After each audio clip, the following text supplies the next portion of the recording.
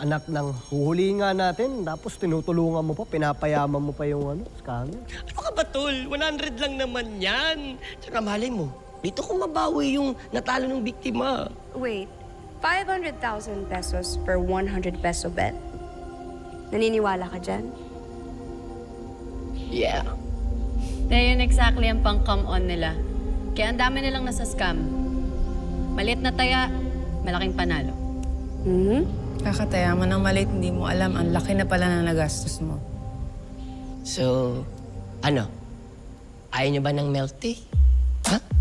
500 din to. 1, 2, 3, 4, 5. Sakto sa atin to. Ano guys? Let's go! Come on! Tol, milk tea. Ilang? Dali! So, 300 lang sa akin naman. Uy, Chip, baka na may mamapindot ka dyan, ha? Lang, may tinitignan lang ako. Tignan niya yung hand gesture nung dealer. Ano meron? Tignan niyo. Ayan, no? Nagka-close open. Hindi close open yan. That's the universal sign for help. She's doing this. I don't think illegal gambling site lang to. I think they're involved in human trafficking. Wait lang, ha?